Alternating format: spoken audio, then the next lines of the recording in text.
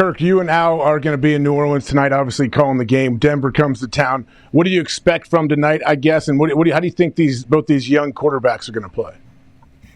I think that's the thing that probably has me and most people most intrigued about the game is Bo Nix, we know, as a rookie, is a starting quarterback, and he's had some moments when, he's looked really good, and he's had some moments like any rookie quarterback where he's learning on the fly, and not to mention, I heard you guys talking about Courtland Sutton.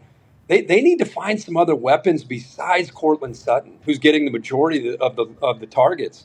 He's got to find maybe Troy Franklin, another rookie, by the way. He's got Devon Vele, who's another rookie out of Utah. So he's got 2 rookie receivers besides being a rookie quarterback. And as you guys know, Javonte Williams, the kid out of North Carolina, hasn't really responded from that injury that he had a couple years ago. So they're not running the ball. So it's either, 3 and outs and a lot of it being put on the shoulders of a rookie quarterback, or they're able to manufacture some plays with Courtland Sutton. I do think, Sean Payton come back to New Orleans. He's kind of downplayed it, which you understand, but he's gonna have a curveball or two tonight for this New Orleans defense. And if you guys have not watched, they're struggling to tackle these last 2 or 3 games. It has just been a nightmare. I think they're the worst in the entire NFL as far as missed tackles, and it's really been evident the last 2 weeks. So, if there's ever a game for Bo Nix and his skill around him to get on track, you would think this would be a game, even though it's on the road in a tough environment. But I'm fired up to see how Bo plays. And then Spencer Rattler, what an amazing story that kid had. Everybody remembers him at QB1, where he didn't do himself a lot of favors with the way he acted. He goes to Oklahoma. He's a Heisman front runner. And he gets benched because Caleb Williams came onto the scene in the Red River rivalry. And the rest is history. Caleb Williams became Caleb, and everybody knows him in Oklahoma, and then he goes out to SC. And Spencer Rattler goes over to South Carolina to finish his career, ends up getting drafted last year in the 5th round, kind of has a chip on his shoulder, and has had to step in for Derek Carr. Looked good early last week against Tampa. Then Todd Bowles decided to crank up the pressure, set an edge to the defense because he was getting outside, kind of break and contain on some bootlegs. His life was really tough in that second half. So how many? Again, Chuck, how many bootlegs? 12. 12. Which direction? 11 of them to the right. Defensive left, to the offensive right, yeah. Herbie, and 1 the other way. Hey, what does that mean, Chuck? You think? What do you think? They're going to get some pressure off that left side. That was like his first point. He was like, Spencer. Get a left up. Remember how we used to say, get a left up? Yeah, always get a left up. A lot of meanings. Yeah, absolutely. Well, Vance Joseph, the defensive coordinator of Denver, his entire point is, listen, he's not real tall. Let's set the edge to the defense, make this kid play from the pocket. And Vance Joseph's defense right now is balling. They're top 5 in almost every category. And the guy that probably doesn't get enough attention is Zach Allen. Kid, had a chance to play under JJ early in his career, learned a lot from him, and has kind of kept that style of football going. So 99, a guy to definitely, ironically, he's on that defense's left side, the side that this kid will be rolling to. And also you got really good outside linebackers, Nick Bonito, Jonathan Cooper, Baron Browning's back this week. So they're going to make it tough as they can on Rattler. See if the kid can make plays from the pocket. It's going to be a great game. What are you guys wearing? We go in full tie tonight? What's tonight's kind of dress attire? I think tie until I'm told otherwise. Wow. We were told you make the decision. Yeah, Al said on this show that you're the one.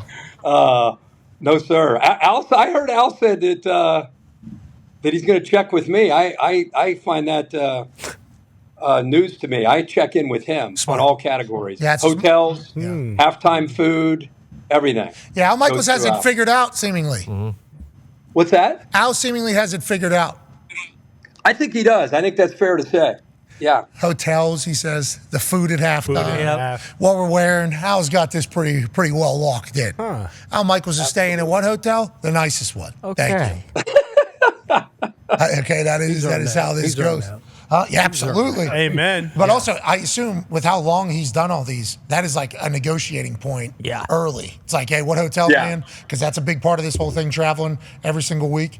And then also, what are we eating? No, I'm not eating this. Yeah. I'm not eating like Welch's grape. Yeah, catering from the stadium? I don't think so. We're not eating hot dogs here. Po' boys. What do you want to eat? Po' boys on this trip. Yeah, he No, it is.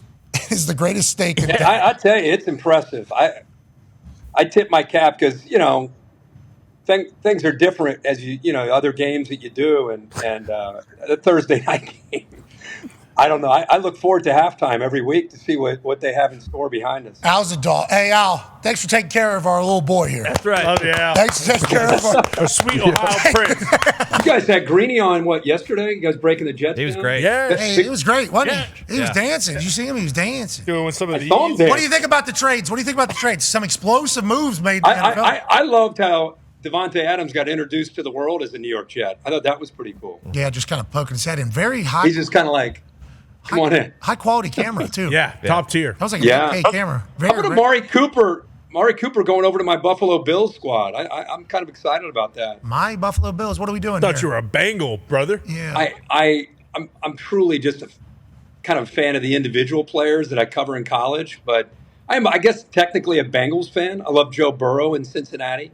But I did the Bills like week 2 or 3 and just kind of liked the energy of that team. And I think they got a legit shot this year. You boys better look out for them. Okay, how about the Bengals? All right, Herbie. How about the Bengals? What is that? Bengals Stick are with about the to catch Bengals. fire.